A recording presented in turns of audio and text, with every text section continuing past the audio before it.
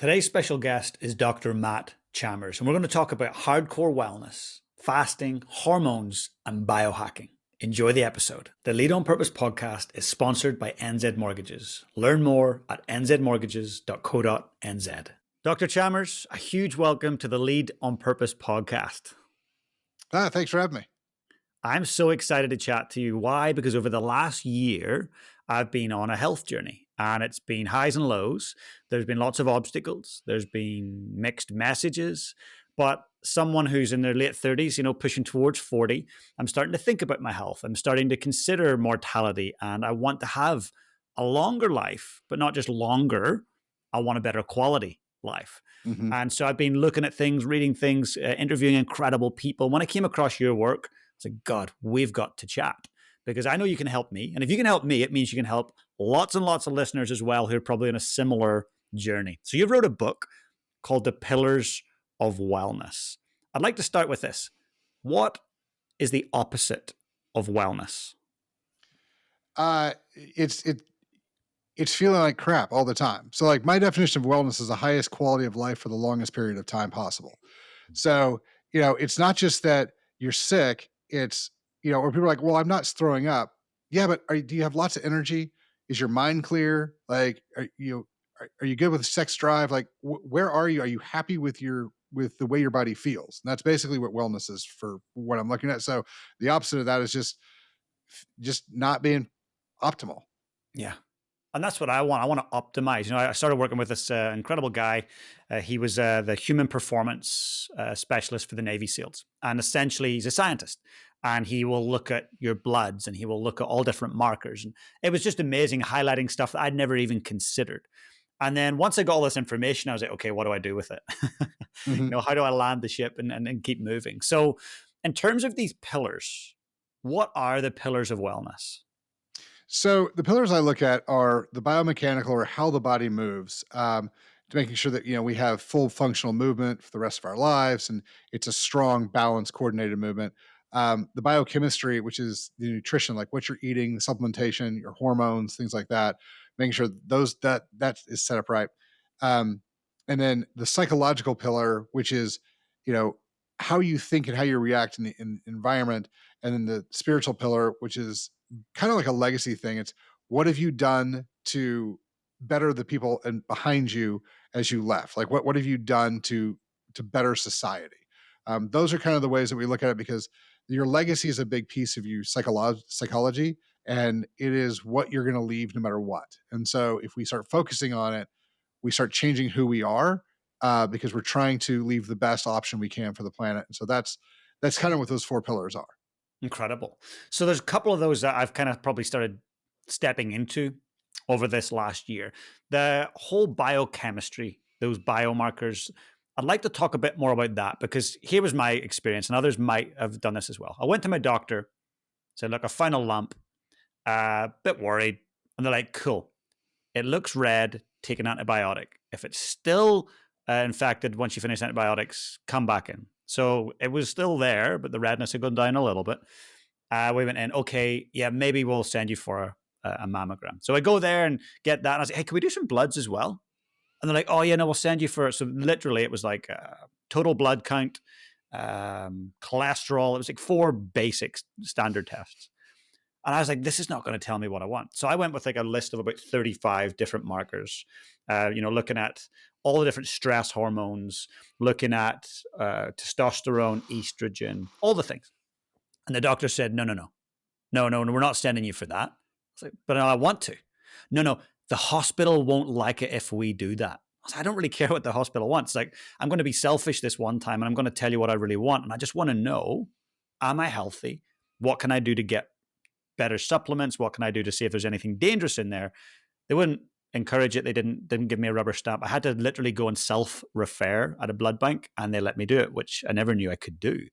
That then started opening up a chain of events. So for someone who's listening right now, Dr. Chalmers, what would you suggest they do to get a bit of a baseline marker on their biochemistry?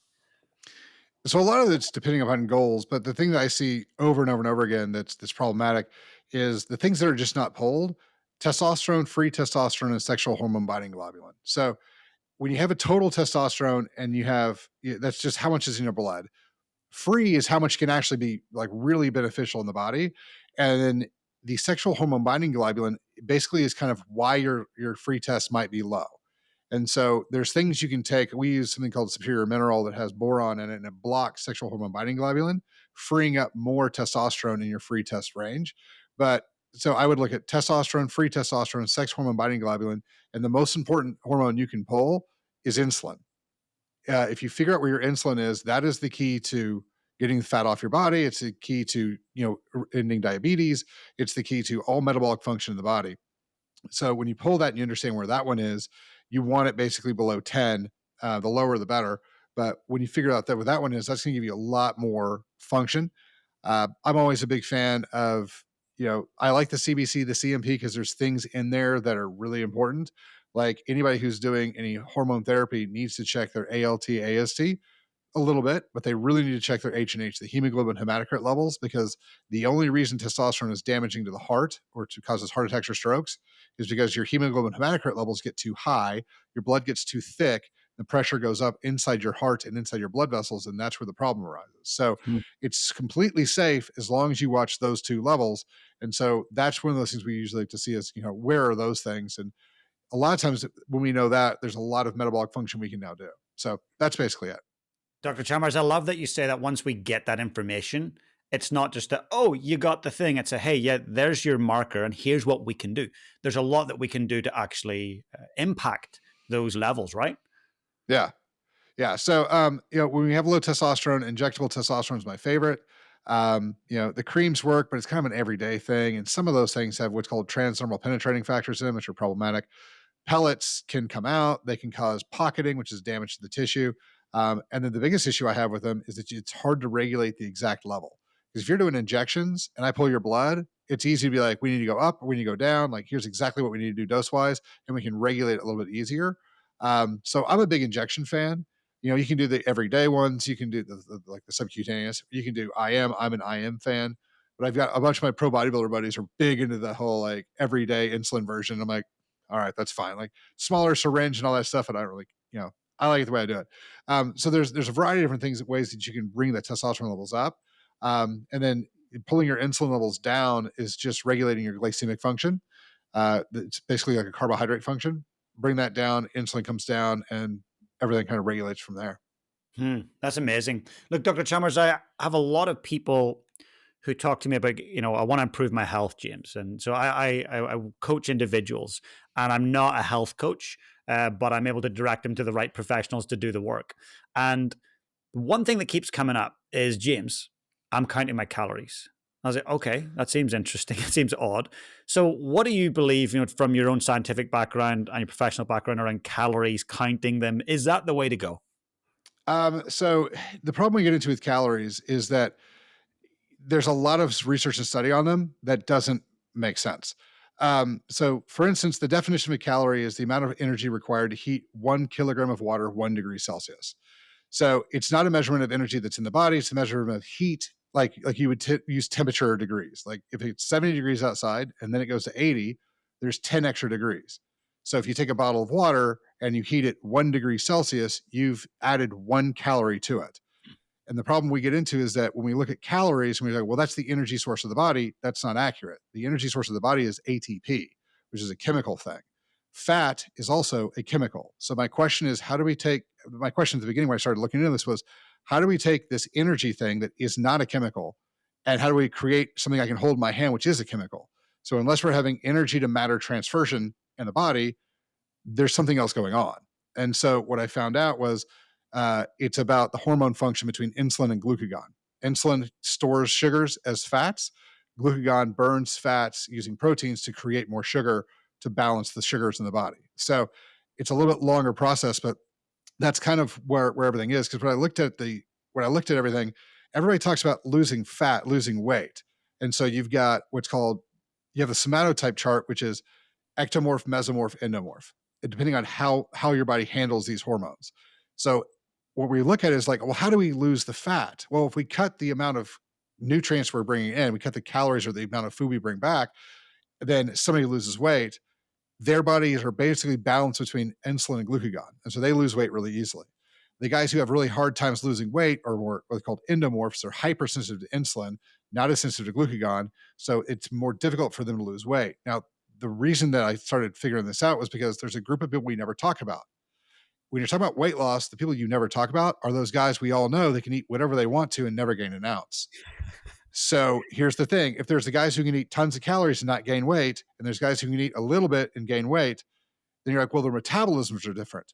Well, that's not what the calories in, calories out model shows. The calories in, calories out means everybody's equal. And if Ted eats 1,000 and I eat 1,000 calories, we're going to be the same amount of fat or thin. And so when I started looking at this model, I was like, well, I know guys, I've hung out with guys who can eat 10 times more than I do and never gain an ounce. So I know these people exist. And so as I started putting it together, I started realizing the sensitivity to the hormones and how your body reacts to them because according to what the macros you're eating are. So fat gets absorbed as fat, sugar gets turned into a triacetylglyceride molecule that then differentiates into LDL, HDL, chylomicrons, that type of thing, or is absorbed and burned as fat. And then proteins are never going to become fat. There's a whole process behind it, but those proteins will be broken down, and then your body uses a process called gluconeogenesis to turn that protein into sugar to balance your blood sugars out. So Hmm. that's kind of how those works. The glucagon burns the fat, makes the sugar. Insulin stores the sugar as fat. So when we start looking at it, we have to look at the macro function of what you're actually eating and then break it down that way. So that's actually the way that we do it. It works really well for mesomorphs. It's the only way we can get guys who are really, really lean, who can't gain weight, to gain weight. And it's the easiest way for endomorphs, guys like me, to actually start cutting the fat off and still get to eat what they like, pizzas and stuff like that. So it's All the good stuff. all the good stuff. Yeah. So it's what's in the food, not what the calories are. Right. And in terms of intermittent fasting, over the last, I would say, 9 to 12 months, there's been a massive surge in people starting it, trying it. Obviously, there's a few influential characters who've written books and a few influential influencers who've talked about it. I personally have been intermittent fasting since December and just time restricted. Stop eating at 6 p.m. and I'll start again around 10 or 11 a.m. Mhm. next day. And it's fine. I haven't noticed major changes. It seems fine. What is the research around it? Is it a useful thing to do for health and well-being? Absolutely. So I do. So I run a 23-1. So I eat once a day. And that I've just came back to that because I was for about 3 months. I ran a 47-1 where I eat once every 2 days. And the reason So that can you're I going to, jump in there for the person that yeah, doesn't know anything about fasting? When you say 23-1, that means for 23 hours a day you don't eat, and 1 hour a day is your eating window. correct, And then you did do 47-1. correct. Yeah. Wow. Okay, tell me more. All right. So what happens is that when your body is put in a position because your body has to have sugar, it has to have blood sugar. Your blood can only run on glucose, which is pretty cool because your body will make it. And so when your body starts making the blood sugar to balance all your sugars out, it has to use something besides sugar as its fuel source. So it uses fat. So it'll start creating this sugar out of proteins using fat and burning fat. But as it does that, your body will also start cannibalizing other nutrients and other things like that, trying to scrape up enough stuff to regenerate and heal and stuff like that. So that's why we get the autophage comments. That's where we get some of that type of stuff. But the real big benefit is that you are now using endogenous or inside your body's abilities to create blood sugar instead of the exogenous sources, which are bringing it in from diet. And so it's a lot healthier for your liver. It's a lot healthier for your blood system because it regulates the sugars a little bit easier. And of course, it's burning fat. Now, the problem we get into with intermittent fasting, especially into with fasting cardio and fasting working out, is that your body is going to start making that sugar out of proteins. If you don't put protein in the body, it's going to tear apart your muscle tissues to get that protein. And so, if you really want to maximize the fasting, uh, I have people take collagen. The collagen is a protein that with no glycemic effect, so it doesn't really break the fast, but it allows the body a protein source to use and cannibalize instead of your muscle tissues to then create the sugars it needs to run the body off of. And so if you're going to do it, I always recommend to like, you don't need to eat.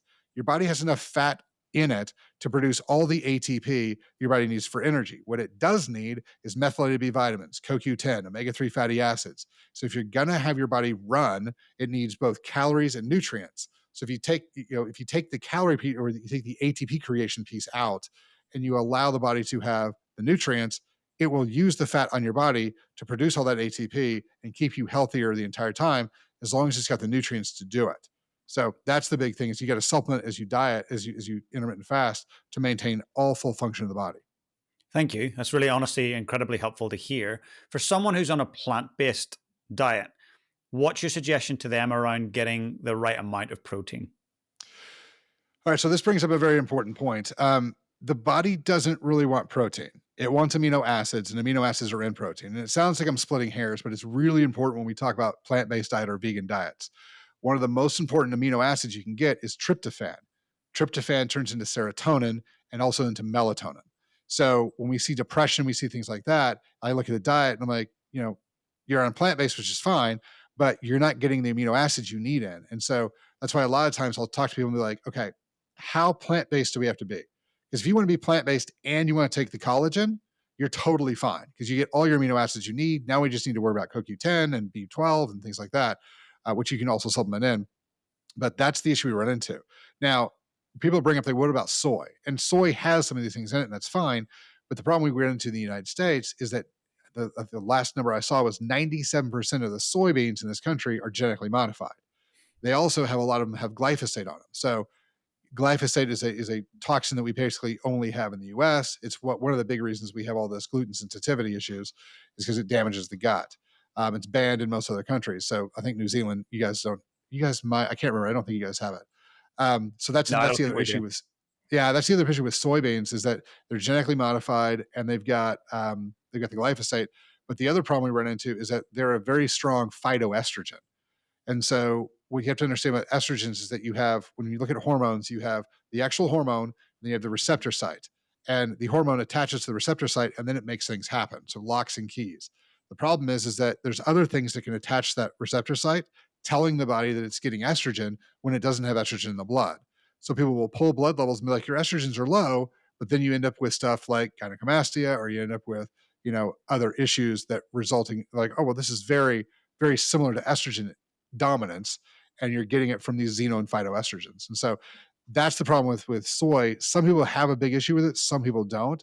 But when you're looking at plant-based, you've got to make sure, again, it's not proteins and fats, it's, are we getting all of the different fats we need? Are we getting all the different amino acids we need? And you can supplement them, but that's one of those things you have to be cognizant of when you're designing a diet. That's really helpful. So for me, I should be considering collagen. Mhm. I should be considering B12. So make sure they're methylated, but yes, so a fully methylated B12 is going to be what you're going to want. That's methylcobalamin. Okay, brilliant. And anything else? So there's a couple big ones: methylated B6 and methylated folic acid. So methylated B6. Um, so you've heard of gallstones, right? Yeah. Yeah. So I tell people they don't really exist, and there's a reason I say this. And the reason is because the gallbladder is a bag. It's like your pocket or a purse. Nothing's going to get into it unless you put something in it. And so what ends up happening is that bile salts are supposed to sit in the gallbladder. The bile salts are made in the liver. If the liver runs out of methylated B6, those bile salts, which are supposed to be like a WD-40, really slick consistency, they start turning into basically rubber cement. So that's where we get these little balls. They're bile salts. They're bile salt balls because they've lost the methylated B6 that come down from the liver into the gallbladder, and they get squished together into larger balls, and that's where we get gallstones. Hmm. The reason this is important to realize that these aren't gallstones, they're liver stones, is because if you cut the gallbladder out and go, we fixed the problem. No, you didn't. The liver is so congested with this lack of methylated B6. And so we need to really increase the levels of methylated B6 to make sure everything kind of balances out. So when we start talking about the B vitamins we should take, I tell people, everybody just needs to take a full spectrum methylated B vitamin and you'll be fine. There's a lot of genetic issues, MTFHR, MTTR, COMT. There's a bunch of them that cause methylation problems. And so if you just give your body the methylated B vitamins, you sidestep all that issue and you're fine. So take the methylated Bs and you'll be good. That's seriously helpful. Thank you. And yeah, for me, I'm plant dominant. So I'm not opposed to trying some other things. My partner is ethical vegan. So for her, it's like, no, it's going to be absolutely strict. And I respect that. So that's seriously helpful. And this gynecomastia that I have, and it started a year ago, potentially, it could be to do with what I'm consuming or not consuming. Well, so that's the thing is that you also have to look at everything and be like, okay, this came from somewhere. This chemistry happened for some reason. Hmm. And so like a lot of times we'll see this type of thing. And one of the things we'll use for gynecomastia type of stuff, especially for on testosterone, something like that, is something like a Rimedex or an Anastrozole, which blocks the conversion of testosterone into estrogen. And so we decrease the total amount of estrogen that's in the body. And then for like plant-based stuff, I give people DIM all the time. And DIM helps basically bind and pull out some of the xeno and phytoestrogens as well. So there's a couple of things we can do on that. I like using different like estroflavones and things like that, especially in coffee enemas, to bind and pull all that stuff out, those extra estrogens out. But at the end of the day, gynecomastia is an estrogen issue. And Hmm. so if we pull your blood and your estrogens are totally fine in your blood, it Which had they to come do. from somewhere else. Yeah. Yeah, my testosterone was normal, estrogen was normal, and the doctors were scratching their heads like, I don't know. Yeah. And that's where they stopped. They just stopped there. And I want to know. It's like, let's go deeper. Yeah. Well, and that's where we start going into. So I love like I do giant amounts of Western medicine testing. Like whenever somebody comes in, they're like, my cholesterol, and I'm like, I don't want to hear about your cholesterol. Like, if you want to talk about your cardiovascular health, don't talk about cholesterol. They're not tied to each other at all. Like we did a study here in 2009, 136,000 people. I say we, UCLA did the study, UCLA Medical did the study, 136,000 people in the hospital for a heart attack, and 75% of them had good cholesterol levels. So the amount of cholesterol doesn't really matter. It's lipid peroxidation, which is an oxidative stress issue. But if you want to know, don't pull your blood, get an echocardiogram, which is a video of the heart actually beating. So we can see, oh, you have leaky valves, you have myocarditis, you've got a hole in your heart, whatever. We can actually see the heart physically beating, like the inside of it. And then you get what's called a calcium CT. I prefer the ones with dye, the CTAs, but now we can look inside your blood vessels and go, do you have any plaquing?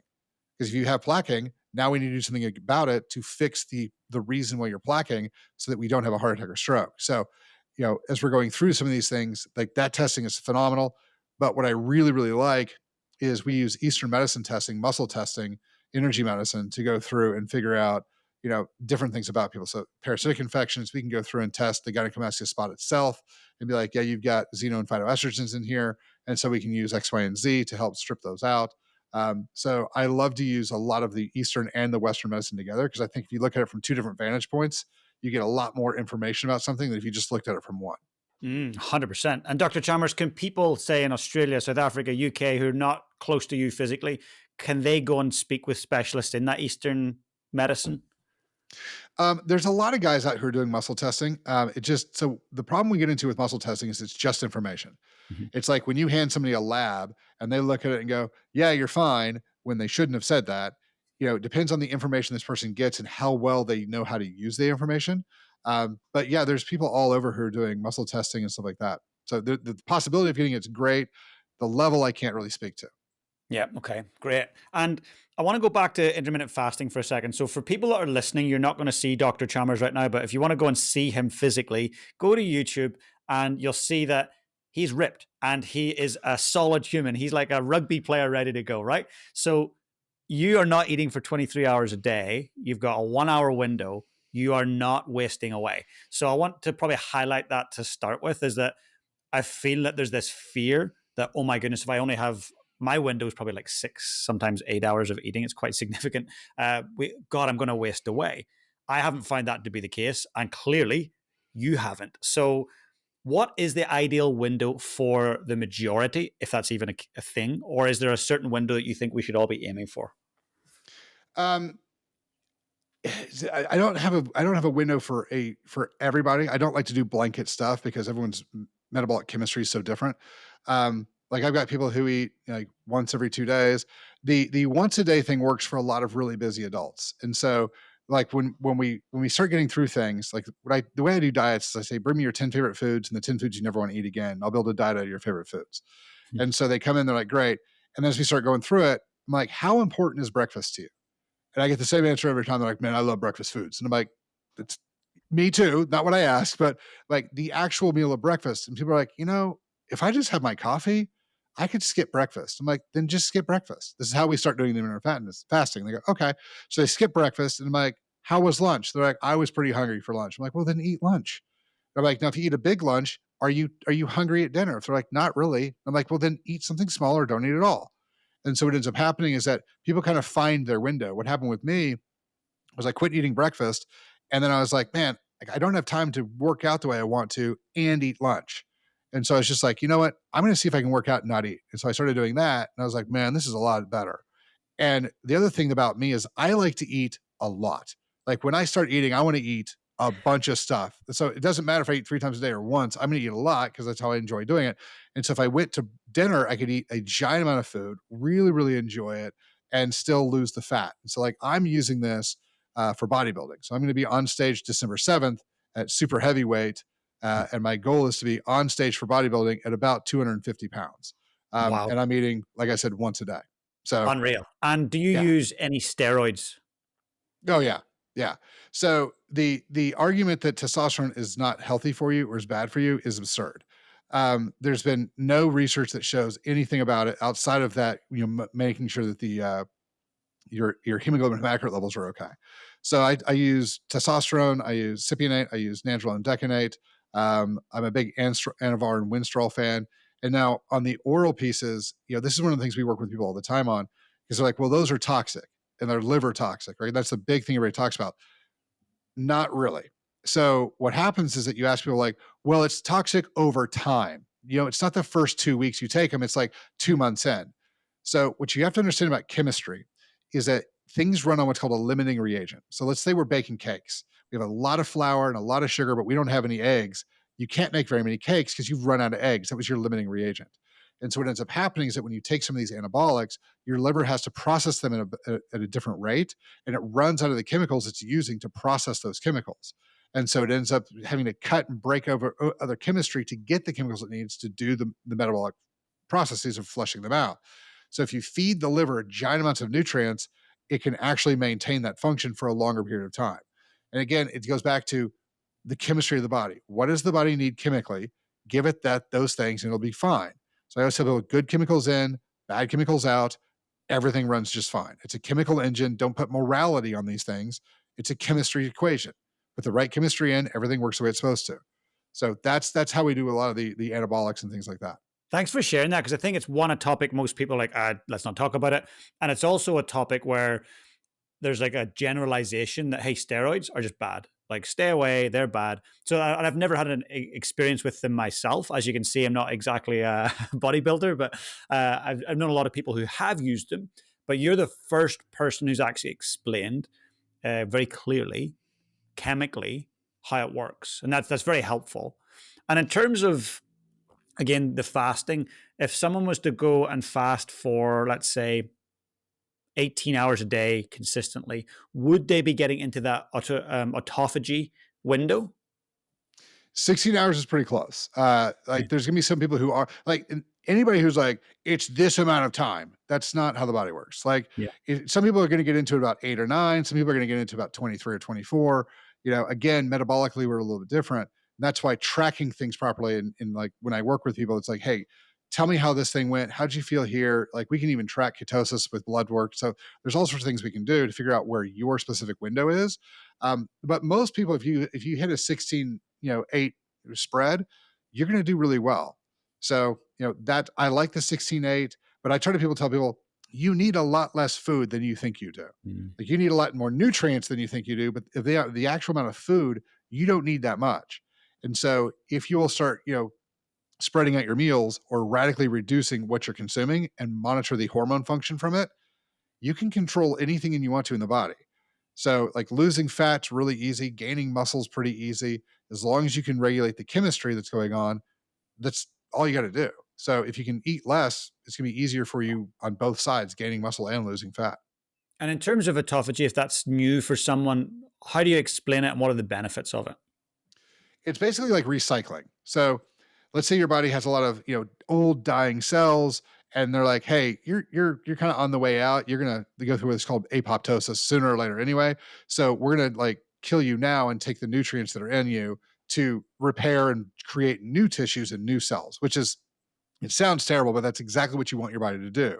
Turnover of cells is extremely important. So it's how well your body is turning over your cells is how well you're going to age as you go.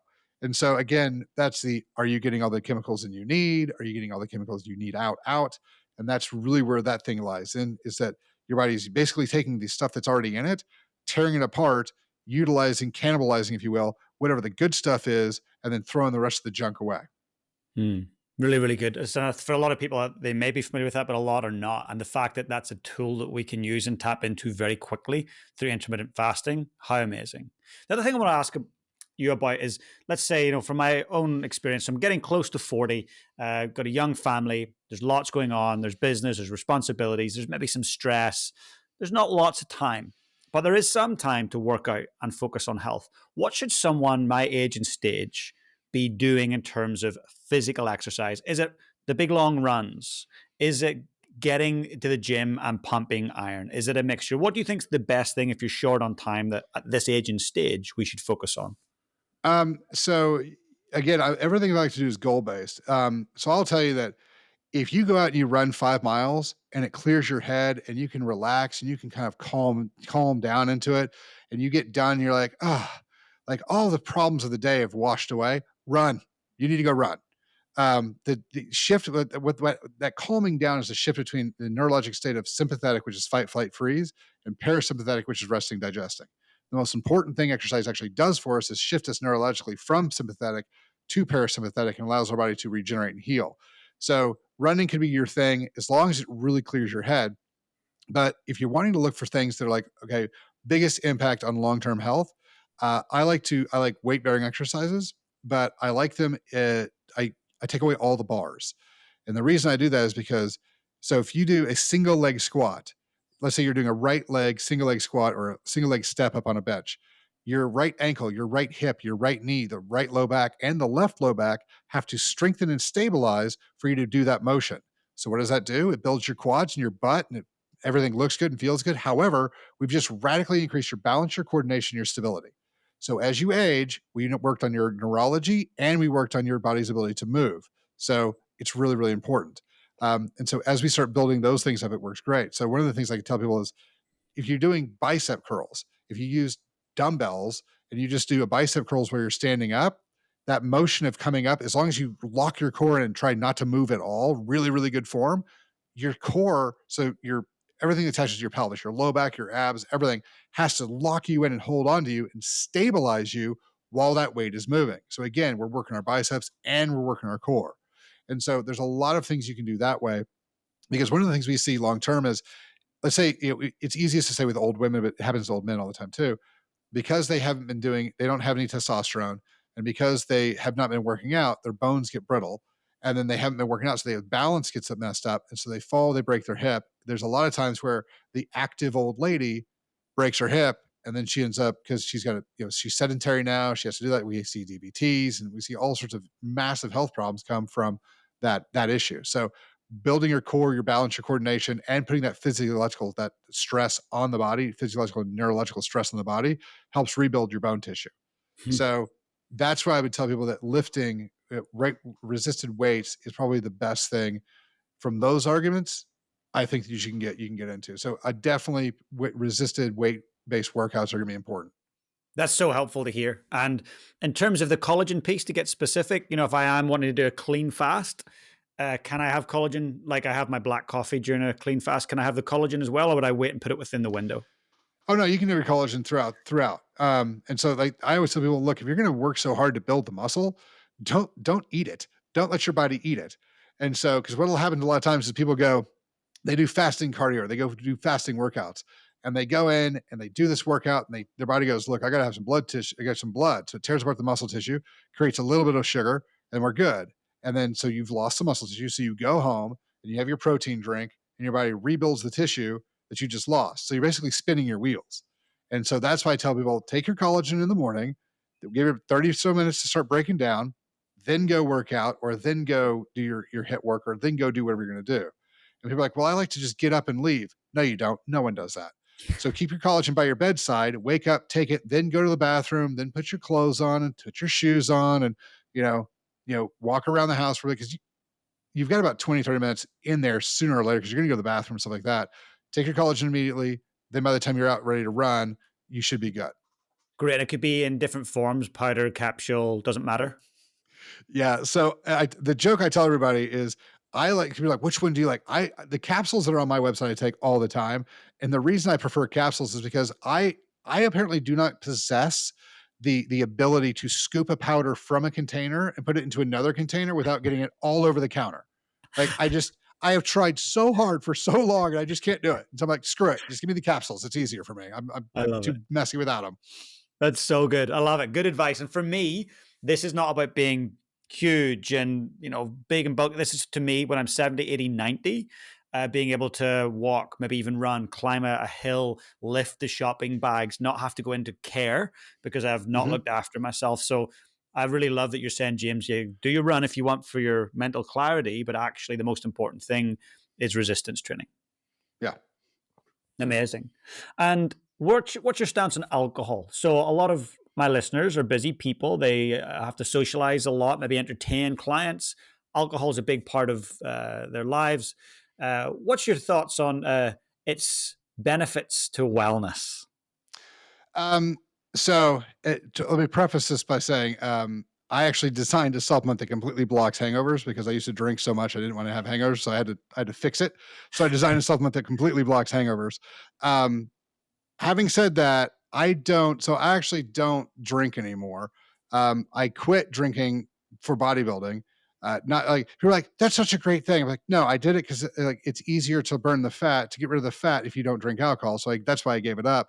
But after about 6 months, I started looking at it and was like, I don't miss it at all. Now I use a decent amount of cannabis. And I did a TED talk on replacing opioids with cannabis. I've done tons of research on cannabis. And I'm a big fan of cannabis for what it does. However, the only positive I'll give you on alcohol is if you come home and you take that glass of wine or you take even that scotch or whatever, and you take that first sip and you set that glass down and you just go, and you feel the day melt off you, that is you shifting from stressed out sympathetic back to parasympathetic. So that glass is important. The next four, not so much. But that one's fine. So if you're like, this is the thing, this is why I tell my body we're done for the day. We can relax, we can calm down. That drink is very, very valuable. So that's great. Having said that, if you can find another way of doing it, alcohol is pretty toxic all the way around. So outside of neurologic function, I'd tell you probably want to cut back as much as you can. This is so good to hear. And, all the experts that I've had on the show in terms of health have all said the same thing around alcohol. Like they struggle to identify one positive thing for wellness. I'm coming up 5 years of alcohol free, feel great, don't miss it. And I do find other ways to get that shift into parasympathetic. For me, it's breath work. And that allows me, maybe even a physiological sigh is sometimes Mhm. enough to activate that. But you did mention cannabis, Dr. Chalmers. So let's chat. It's a bit of a taboo topic in a lot of places, particularly in the workspace, particularly in professional services. It's kind of frowned upon. However, it has been legalized and decriminalized in a lot of countries. It's now Mhm. available in New Zealand through prescription. It's still quite heavily regulated. But for me, I was in the States, Arizona, California. They had in the supermarkets drinks that have CBD in them. Mhm. And I was like, what is this? Like, I'm interested. So I did a bit of research and, oh, cool. So I tried one of these drinks. And as I say, you get it at the supermarket. And after a day of pretty intense work and maybe a little bit of ups and downs in energy and anxiety, it was able, I can tell you now, to shift how I felt within about a 30 to 60-minute period of time. And that's obviously not THC, the stuff that gets you high. It's the CBD, the cannabinoid component. That was quite remarkable. Now, coming back to New Zealand, I haven't tried anything since I've come back. I haven't went to THC, but for someone who is busy, for someone who is maybe experiencing stress, for someone who is there's maybe ladies going through perimenopause or menopause here that are listening in. For people that are, gynecomastia sometimes gives me weird pains. I'm like, go away. What function does cannabis have, and what are the side effects if there are any? So, like I said in my TED talk, we go over it. Cannabis can replace opioids 64% of the time for pain, and they don't have any addiction issues. They don't have any overdose issues or anything like that. You can smoke as much cannabis as you want to. It's not going to kill you because the way that opioids and alcohol kill you is it shuts off the autonomic respiration, or the reason that you breathe without thinking about it It's ruled over by what's called the pons. There's no receptors for cannabis in the pons. So, but there are a lot of opioid receptors there. So basically, one of the reasons that you die from opioids is you just stop breathing, you don't start again. Now, cannabis isn't going to do that. But so, like, my son had surgery. He had a plate and 6 screws removed from his arm, and he had a 1 inch by about 4 inch scar cut off as well. When he came home from the hospital, all I gave him was a sublingual cannabis that does have THC in it, but the dosage was so low that it blocked all of his pain, but he never had any psychological or any high issues.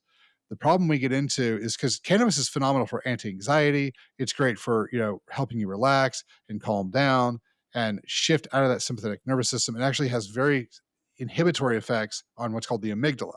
The amygdala in the brain has fear, hate, anger, terror, all that type of stuff. That's where it all lives. And so using the cannabis to calm that down is really, really beneficial.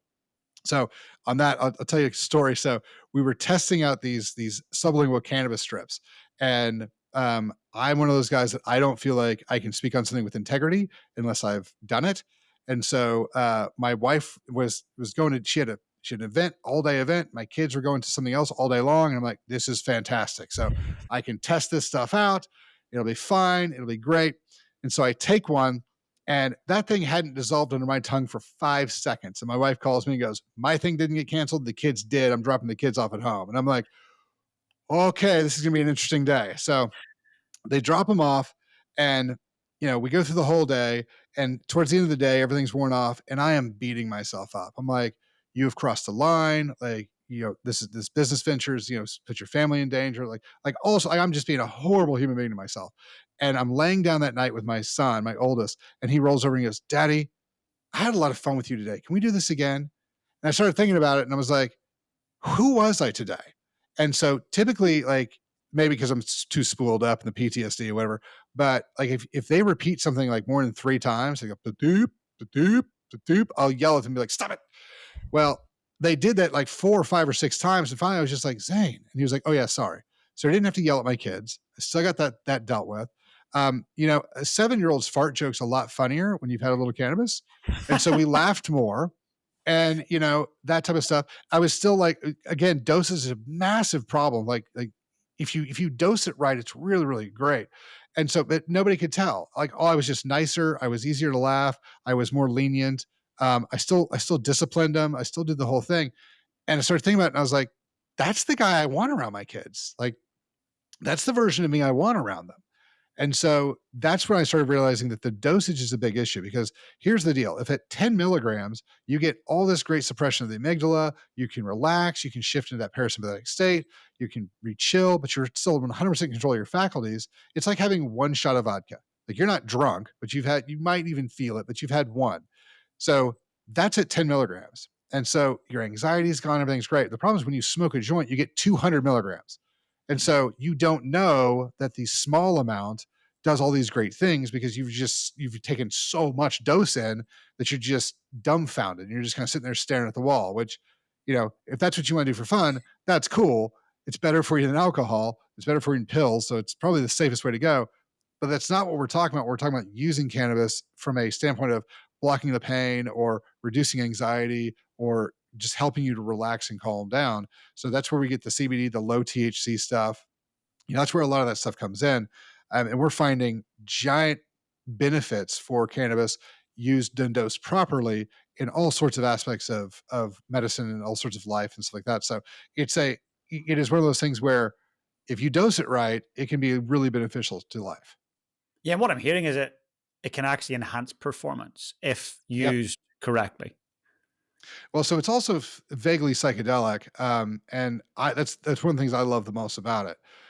Is so like especially indicas. I noticed, because indica is the one that they call it indica couch, kind of like as you go home.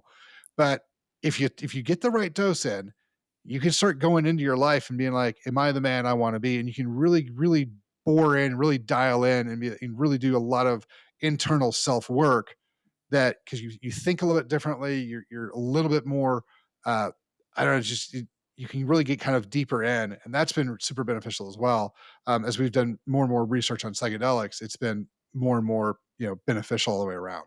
So interesting you bring up the psychedelics thing. So I've got a former client who is very successful in the corporate world, is around 60, just past 60 years of age, very buttoned up, always in a suit, very well spoken, incredibly well connected.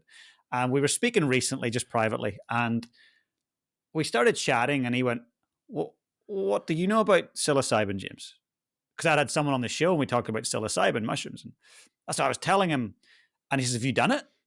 I went, no, but I'm definitely really curious. Like, maybe I should consider it. And I've always been like, oh, no, push away from that stuff. It sounds weird, woo-woo, dangerous almost.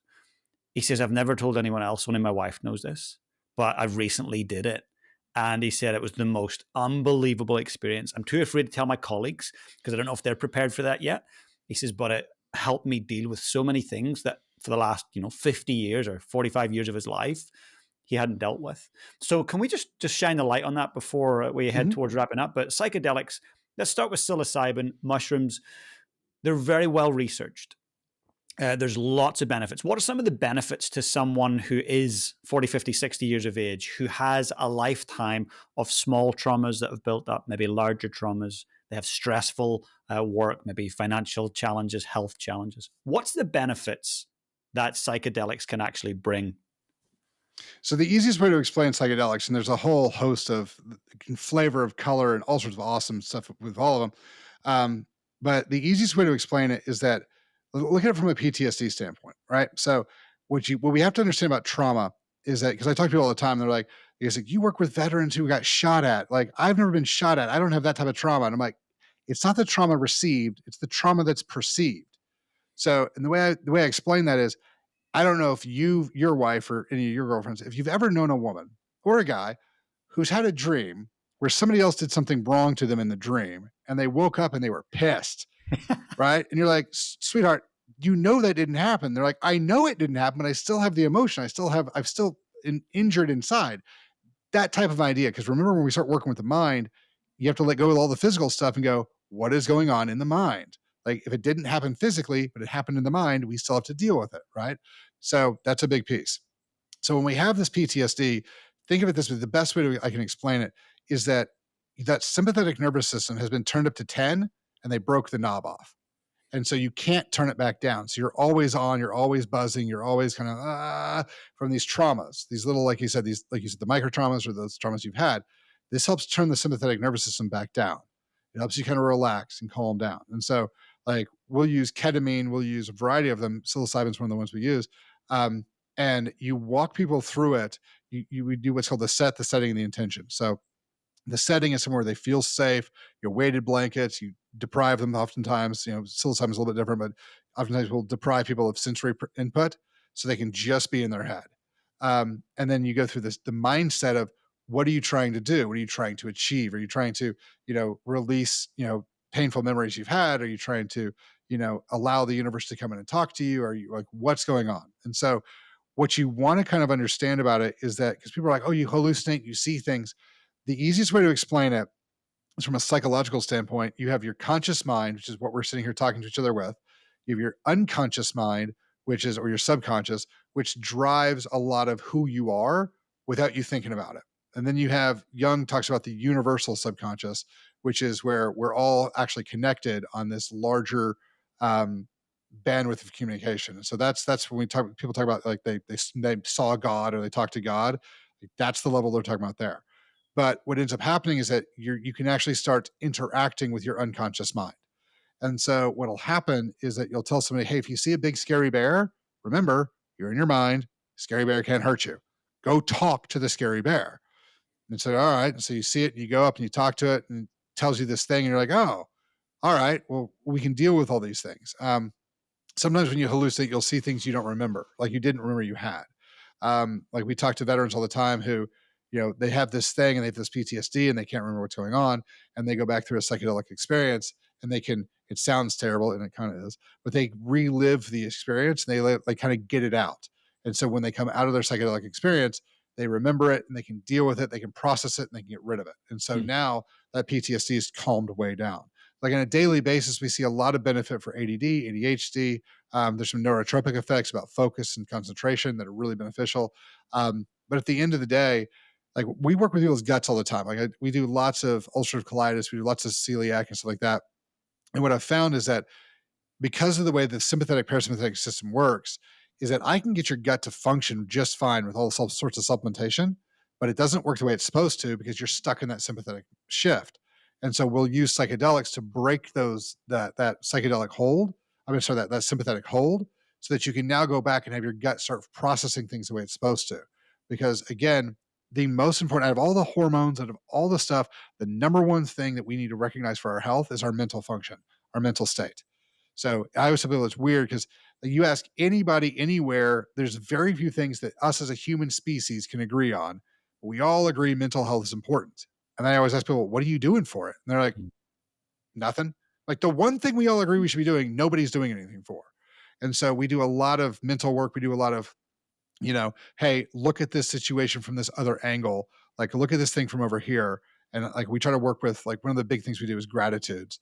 Because if I can get you to unconsciously be looking for things you're grateful for all day long, now all of a sudden you start seeing all sorts of things that you're happy about, that you're grateful for. And it literally shifts your perspective and shifts how your body is functioning. So the psychedelics kind of help us walk down that road of, I'm going to start working on your mind. And so the psychedelics will help reset that one. I have a phenomenal story personally with ayahuasca.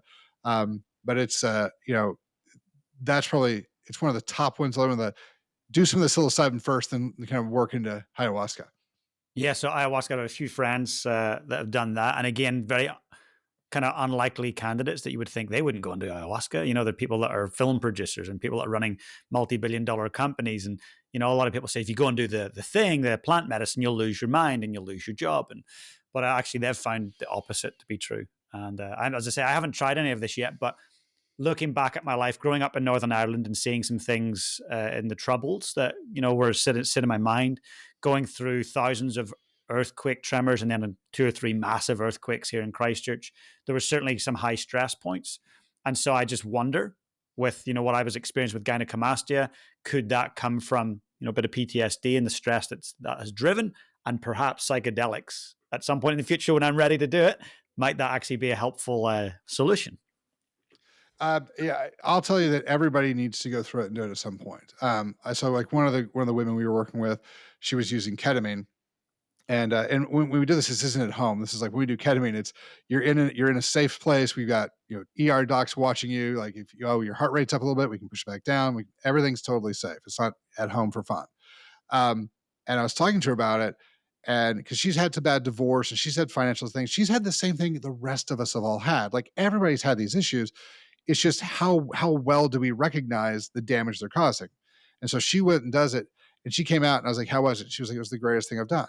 She goes, "I was in a bubble, and all of my problems came up to the bubble, but they couldn't touch me because I'm in a bubble." She goes, "But I could." She goes, "I could manipulate the problems, I could work with the problems, I could deal with my problems without them hurting me." She was like, "I got a lot done in that hour."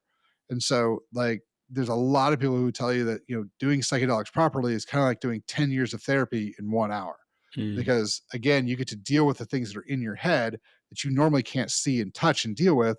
But you get to say, oh, this is a thing. I've been lying to myself. This is a problem. I need to start dealing with it. And then once you know that, you can deal with it in the psychedelic space. Once you recognize that, you can now deal with it in a much better manner outside the psychedelic space and actually clear some of these problems that we have. Dr. Chalmers, had you said that to me 5 years ago, I would have said, catch yourself on. You're having a laugh.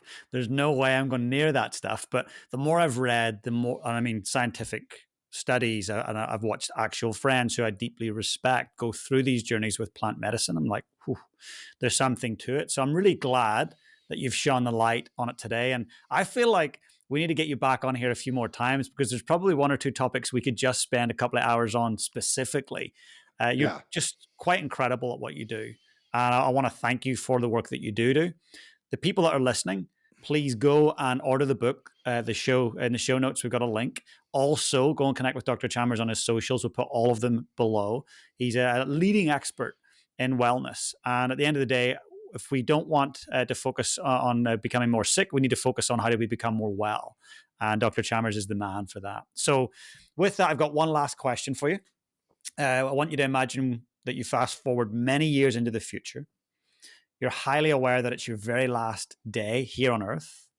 Someone very young that you love dearly comes into the room and they say, Dr. Chalmers, how do I go about leading my life on purpose? What would you say to them? Well, it's funny because that's why I'm making all the videos. That's why I wake up in the morning. That's why I do the videos so that, like these are the things. So when we're looking at leading on purpose, the number one thing you got to do is you have to start learning how to set goals. You've got to figure out where it is I want to go, how, and then like I tell people like I don't know how I'm going to get there. Like that's not your job. Your job is to set the goal of where you want to go, and then let it fall in place. Like set a really crazy high goal, and then set one a little bit closer to you, like 50 years in the future, then 40 years, 30 years, 20 years. Like set these goals out, and then just kind of walk into them. Because if you live your life on purpose, that's the way to do it. So figure out like for marketing, we always build avatars. So you marketing guys, if you know what I'm talking about, building an avatar, do it for yourself. Who's the man you want to be? Right? Like what's important to you? Is integrity important to you? Is, loyalty is important to you? Is, what is important to you? Put that in this avatar and then figure out how do I become this guy? Like that's the way you do it. You like plan out who you want to be and then just walk the path. Like that's the way you do it on purpose. I love it. Such incredible advice, Dr. Chalmers. And I know that there was someone listening today that needed to hear that. So thank you so much for sharing it. And again, keep up the incredible work. Absolutely, man. Thanks for having me on. Pleasure. The Lead on Purpose podcast is sponsored by NZ Mortgages. Learn more at nzmortgages.co.nz.